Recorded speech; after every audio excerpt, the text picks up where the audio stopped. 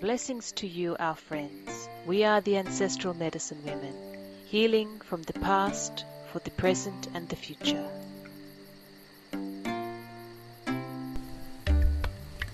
The Akash is many things to many people, but one way that I could describe it to you that would make it easier for people to have a visual image is to use the idea or the natural resource of fungi. And when people think of fungi, they think of mushrooms, but they also think of things that are not very nice, that are maybe slimy. It's not that aspect of fungi that I am using as a metaphor for the Akash. What happens with a fungi is that it forms sometimes on top of the earth and sometimes underneath connections, but they're like, sometimes they are whisper thin. And along these connections that connect themselves to other things around them, or other fungi or trees or what have you, they're like filaments where electric charges can flow along them, like that. And the Akash is like that. So if you imagine yourself as one fungi, something perhaps a nice mushroom, and then you are anchored on the earth, and then what joins you to the earth is these connections, these filaments that are coming from your feet or your body, whatever you want to think, and they're going into the earth, and then so they go down and then they spread out. These connections, these filaments, these whisper thin gossamer threads contain the ability or the capability to transfer aspects of you, history, thoughts, actions, behavior, feelings, etc., along these filaments. They can move along through electrical impulses that the energy in your body creates. As that happens, they connect with other fungi, or in this case, people.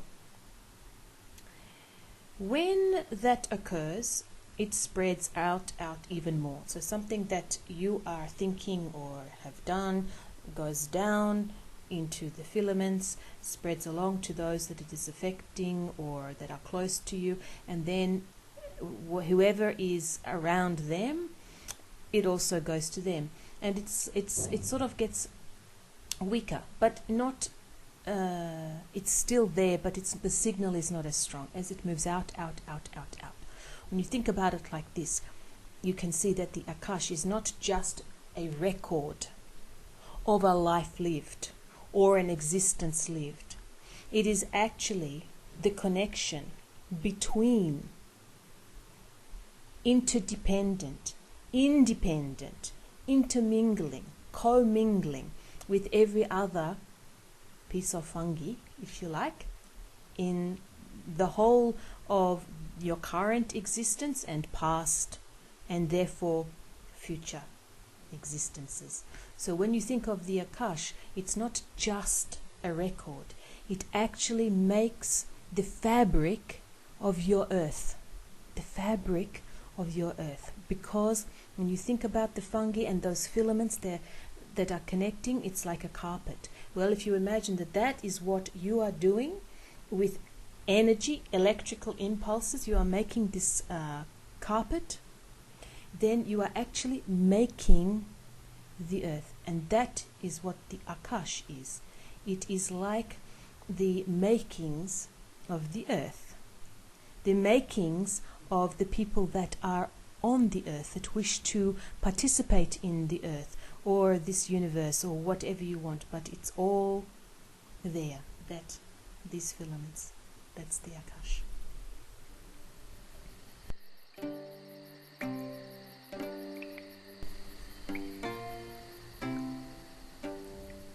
An Akashic reading is something that is very personal. It is always directed at the individual and how they connect with others and how others connect with them, and how those connections are informing and deciding, if you like, the way that their life is being lived, the way that they are making decisions, things that are affecting them. All of this can be seen in the Akash. So it's very personal. An Akashic reading, for one, will never ever be the same for anybody else. Even if that person is an identical twin or a relative who maybe has gone through the same aspects, maybe you've both been through a war together, the same upbringing, eating the same food, living the same kind of life, but the Akashic reading will in many respects bear no relation, because even those connections, they might be very similar. How you choose to enact those connections in your current existence, your desires that have driven you to this point in your existence, and by that we don't mean this current existence, this physical form, we mean the existence from since time began and all of your incarnations, if you like, or your physical experiences.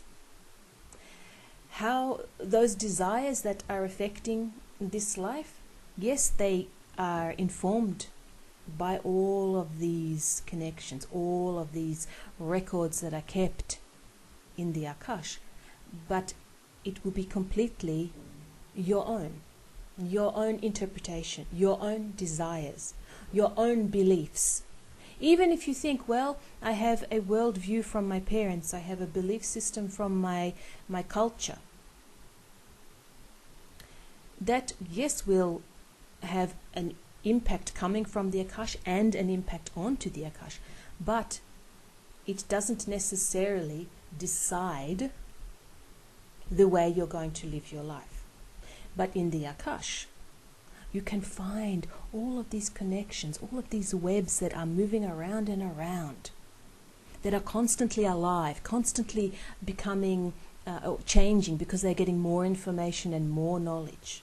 And when you can really feel all of that and have it laid out, have that web laid out for you so that you can see all of this, you can really see your whole life, and you can really see that it is completely unique to you. And that's a really important thing to remember when you are looking for an Akashic reading. You have to understand this is just about you. And of course you say, well, if I'm going to have an Akashic reading about me, of course it's about me. But what we are saying is that Akashic reading will never be the same. So if you have an Akashic reading now, and then you have an Akashic reading in a week, it will have some differences. Maybe the base will be the same, but in that week, that Earth week, a lot has happened. A lot of things have happened, because remember, you are affected by all of these other connections that are coming into your life. Your Akash is affected by that. And at some level, you will receive that. So, it's very much about you.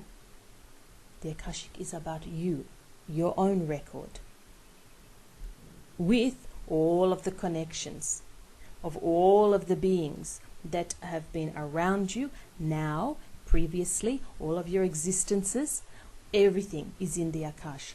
The Akash will not tell you that you were Cleopatra in a previous life, that you were Julius Caesar in a previous life. It will not tell you that. What the Akash will tell you is that you have the energy of a Cleopatra or a Julius Caesar. Doesn't mean that you were that person. It's all about energy. The Akash is about energy, electrical impulses, and that can feed through on these connections from many different sources. But it's just about you, how they are affecting you, how you are allowing them to affect you, what your desires are.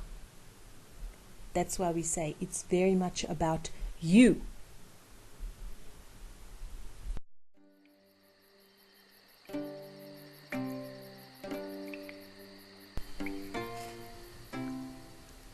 When people are seeking healing of any description, physical, emotional, mental, spiritual, it doesn't matter.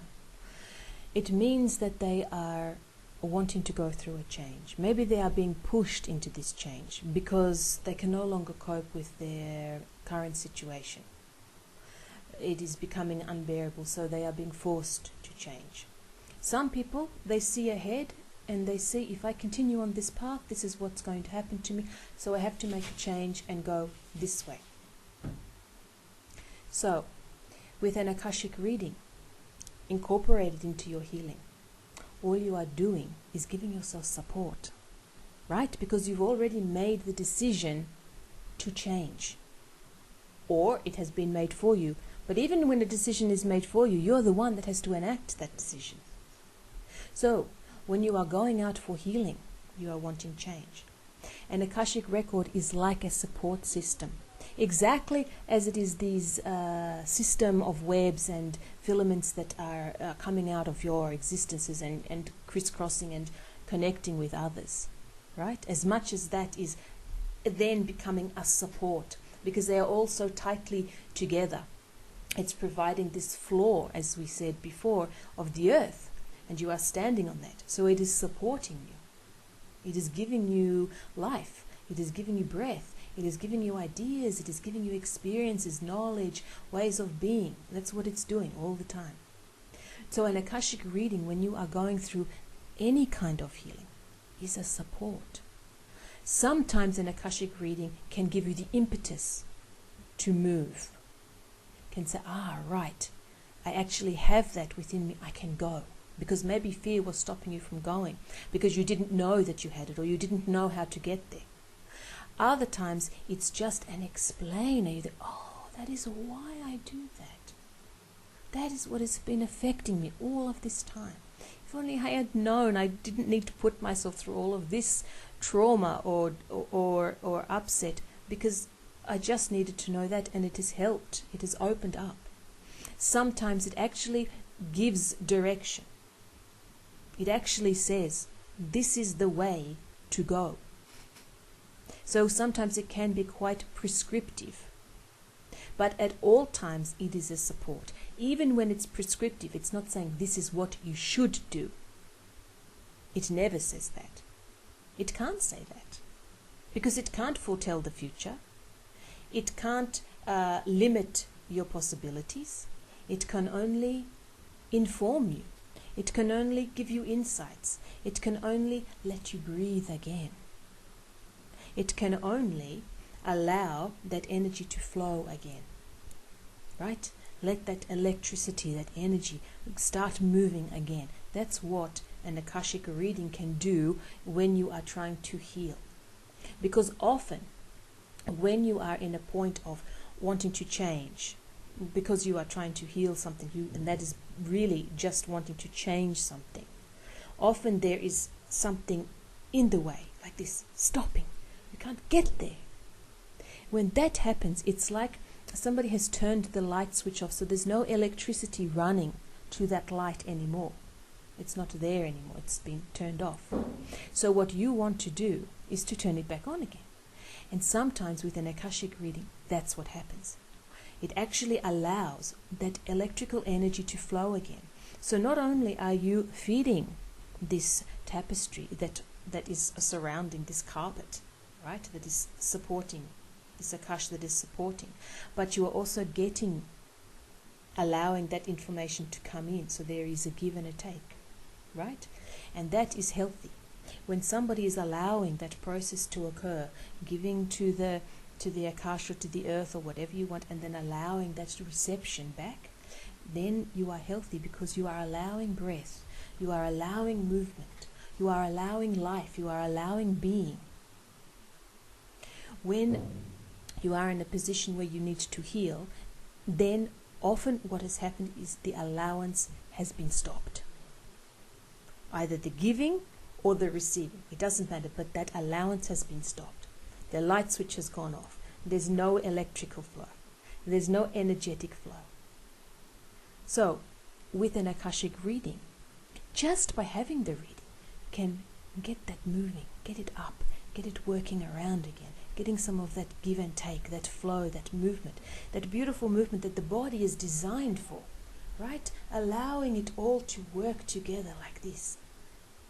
That's what, just even on that level.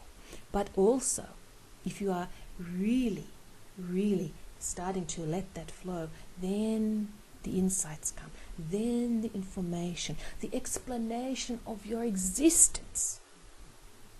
It was also plainly in front of you, but you just couldn't see. You needed the Akashic reading to give that to you.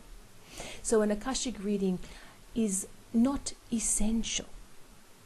Not essential. However, it is such a beautiful support that in many respects, once you have the Akashic reading, you see how essential it was for you.